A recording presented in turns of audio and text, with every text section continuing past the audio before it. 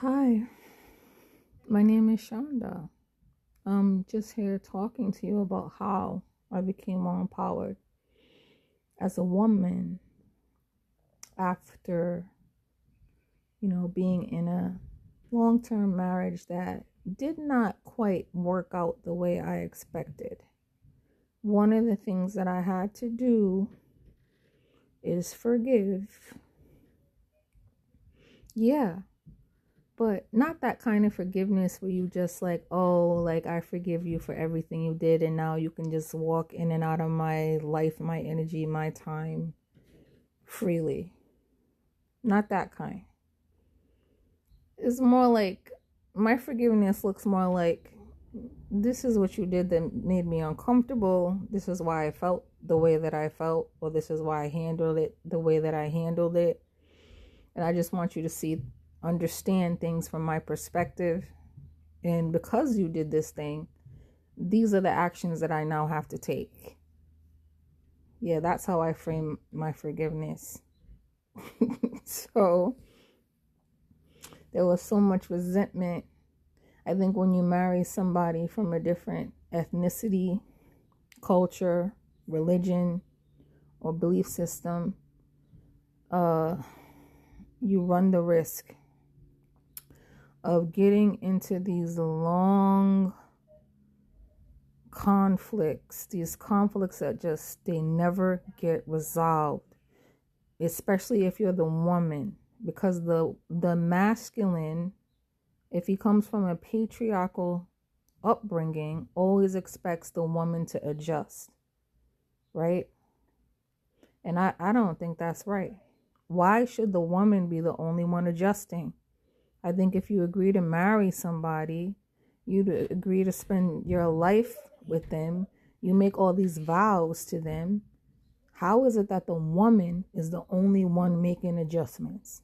For example, like in the beginning, I was the one expected to make adjustments. People and his family, his friends or whatever, they were like gifting me clothes, expecting me to dress like an African woman. And it's kind of like, well, that's nice that you gifted me these clothes, but I'm not African. And I'm not comfortable walking around in these clothes. I'll put it on for like a party or something, maybe. But it's not my traditional clothes. It's not my traditional wear. So no, I won't be walking around wearing this every day.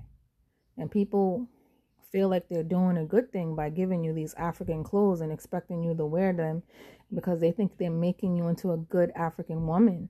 And it's like, I'm not an African woman.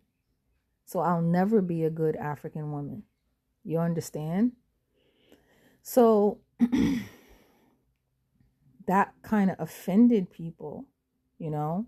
It's like, oh, we're giving her this. We're telling her this is how she should dress, right? And she's not agreeing with us. So now people have an attitude with you. Now, my husband didn't really have an attitude with me about the clothing. But, from my perspective, I was looking at how he was dressed. He was dressed just like an American. So why do I need to walk around looking like an African woman and I'm not an African woman? That doesn't make sense. You see? So I quickly put those clothes away. Yeah. Because those are not my traditional clothes. Now, another example is he is Muslim and I am Christian, right? So the expectation for his friends, his family, the people that he knew, is that I would cover my head, right? So he was buying me hijabs and, different things to cover my head. And I was kind of like, I can wear this around the house. I would wear it around the house. I would wear it to like, say there were events, right, that were male dominated events. It's mostly men there, only a few women to provide some kind of service, right? But they wanted me to come. The way that these African men would be looking at me would make you want to cover. Okay? So when I saw the way that some of these African men at these events were looking at me, I would cover sometimes because I didn't like the way they were looking at me, not because I wanted to be a good African wife or because I wanted to be Muslim. I just felt like it was disrespectful of them to look at me like that. So I would cover myself because I didn't want them looking at me. And so my reasoning for doing what I was doing was not what they thought, but it's just like crazy. It's like I'm not coming to you saying the men in my religion, the men in my culture, they do X, so I expect you to do X. I wasn't doing that. You know what I'm saying? And so over time, it just began to wear on me. I realized that there were all these expectations and norms that no one informed me about beforehand. Had he come to me and said, because I'm Muslim and because I grew up this way, I expect you to do X, Y, and Z. If he told all these things up to me up front, I would have walked away. But the thing I don't like about what he did was he pretended like how you are is fine. It's fine with me. You see what I'm saying? He pretended like he was open-minded. He can make the adjustments. Or maybe he even believed he could be open-minded. He could make adjustments. But over time, it was just too difficult for him because other people were putting their mouth on me. Other people were putting their opinions on me. Other people were requiring him to require me to be a certain way. And it just became so stressful that he started isolating me. So if there were ever any events that involved his people, he would never bring me. And it wasn't like, oh, he didn't bring me because he was trying to hide me. A lot of times I think he was not bringing me to protect me, because sometimes I would show up to these events and people would be kind of nasty and rude to me. Like some of them African women were being nasty. They would do little childish, annoying ass shit. Like, I done took all my time to put on these African clothes, right? That I'm not even comfortable in. Get all dressed up, go to the event. Out of respect, I sit where the women sit, right? And I'll be at a table with like 15, 20 women. And they'll do something like pass around candy or gum, but skip me on purpose. Just to let me know they don't like me. And so, listen, I'm a Scorpio. You want to play stupid games, you get stupid prizes. That's how I feel. So when I see that they have that kind of disposition and attitude towards me because I'm different, or because I'm American, or because I'm not Muslim, or because they're mad he got married, I don't know, I just get up and go sit over there with the men. I promise you. Why? Because the men are more friendly. The ones that are not like being sleazy, looking at me the wrong way. Some of these men were way more friendly than the women. So I would just go sit next to my husband and stay on the men's side because the women were so nasty and so rude. And eventually I just stopped going to events because it was like, why do I want to go and sit around a bunch of people that don't like me? For what? I'm never going to stop being American. I'm never going to become Muslim. I made that clear on the day I met him. One thing I will never do is become Muslim. Are you sure you want to marry somebody like me? Because it's not going to change. I said that on day one. And I have consistently said that throughout the marriage. Right? So it's just like crazy how people expect you to conform and change and forget who you are and just do everything their way. And it's just crazy. I realized because I was not conforming, then I was being kind of like punished, right? So one of the things I see that Muslim men do, maybe not all, but in my experience, if you're not doing what they think you should be doing, they'll start withholding affection, right? So 30 days could go by. There'll be no physical contact at all. Now, I was busy with all the responsibility for the children, busy with school, busy with work, too busy to really like, I'm busy, so I'm not really stressing about it. And I'm not really 100% in alignment with your behavior anyway.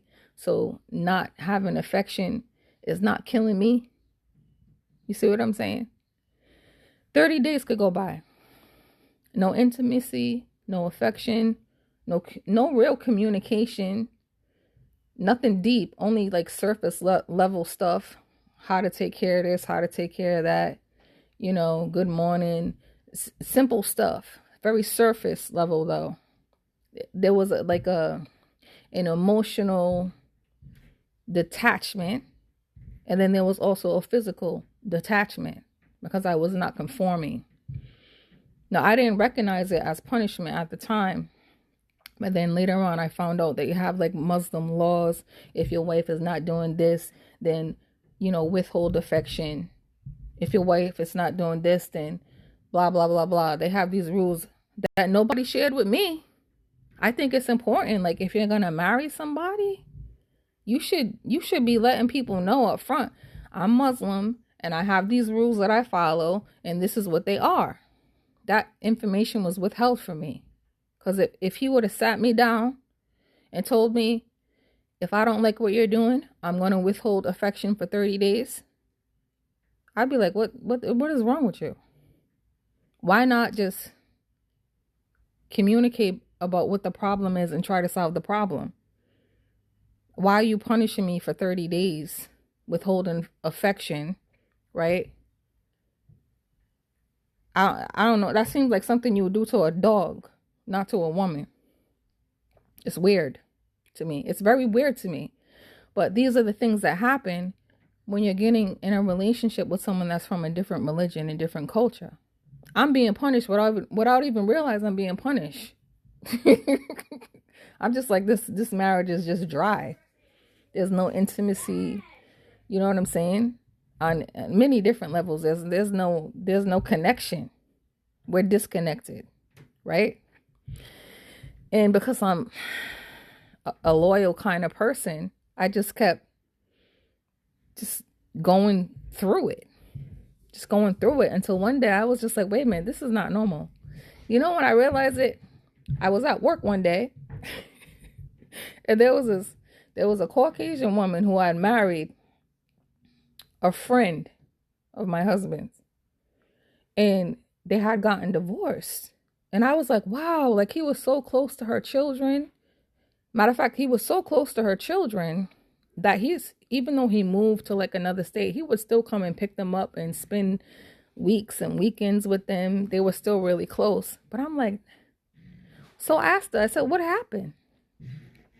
You guys seem like you had a good relationship. I was at your wedding. It seemed like you guys were really connected. It seemed like you guys were like having a great time. Like, what went wrong? That lady looked at me and said, he went 30 days without touching me. And at the end of that 30 days, I wanted a divorce. And I was like, oh. So that's when I realized, like, this is not like an individual thing. This is like laws that they believe in as Muslim men. If the woman is not behaving the way that you want or expect, you punish her by withholding affection to regain control over her. And so I think that works on somebody who's insecure, somebody who's broken, somebody who is needing your validation, because then they'll just give you what you want so they can get that affection again. But honey, I grew up on the South Side, and I didn't always get affection from anywhere. I had to do whatever I had to do to survive. You see what I'm saying? And I grew up with my mom. I didn't grow up like looking for the affection of my father. I mean, he was around from sometimes, but I wasn't really close to him. I didn't grow up looking for a man's affection. So it just wasn't programmed in me to do that. And I don't know, I guess I didn't have like this deep father wound that just made me want to get his attention, his affection, and his admiration, or I wasn't wired that way. I was kind of more like, you don't want to be connected? Then we won't connect. That's kind of how I felt. And then I also felt like this is a dry ass marriage. It's boring. We don't do anything together. We don't have anything in common. And there's no affection. None. And so then, and for me, if you want to ignore me for 30 days, because that's the rule you have in your mind based on your religion to kind of get me in order, I'm still a Scorpio. I'm offended. And when you come back around and you think, oh, now I want to give you affection, now I want to be intimate with you, I'm going to say no.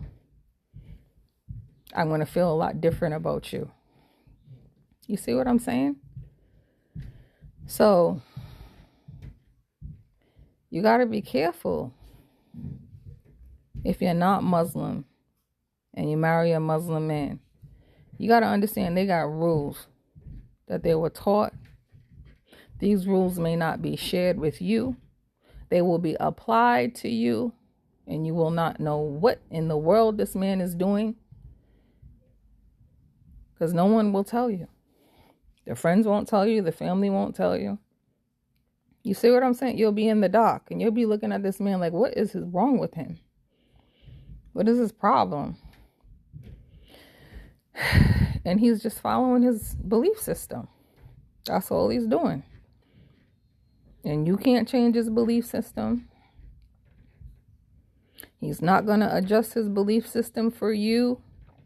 He's going to expect you to do the adjusting. And for me, let me rephrase that. He's going to expect you to do all the adjusting, all the conforming, make all the changes. Because they believe that's what women are supposed to do. And for me, it is a deal breaker amongst many other things. It doesn't mean he's a tyrant.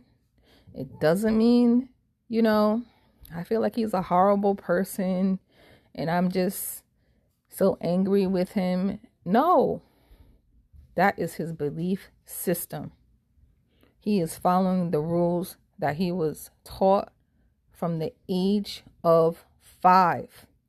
When somebody has been conditioned by a belief system from the age of 5, by mother and father, sister and brother, family and community, you cannot change it. You can accept it, and that's all you can do. And if you can't live with it, then you have to release yourself and walk away. You see? And you have to walk away and just forgive. You know why? Because he was just a child when they instilled all this in him. He can't see anything wrong with it. And that's in God's hands. You see what I'm saying? So I had to learn to forgive and just let it go. And we get along every single day. Good morning, how are you? We do whatever we can or whatever we need to do that is best for our children. There's really there's no drama. There's no hatred. You see what I'm saying? There's not a lot of toxicity. Like sometimes I'll see him do something that irritates me and I'll tell him about it and he'll get upset because I'm speaking about it. But eventually he gets over it. And those things are just reminders for me of why we need to let this thing go. Yeah. But it's crazy. If you're not Muslim, I would strongly suggest don't marry a Muslim man.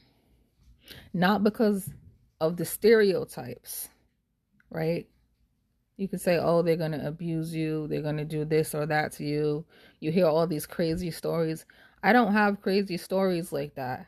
But I will tell you, when one is Muslim and one is not Muslim, no matter how hard you try to reconcile the situation, it almost rarely works. And it rarely works without great sacrifice. So just keep that in mind. You have any questions? Let me know.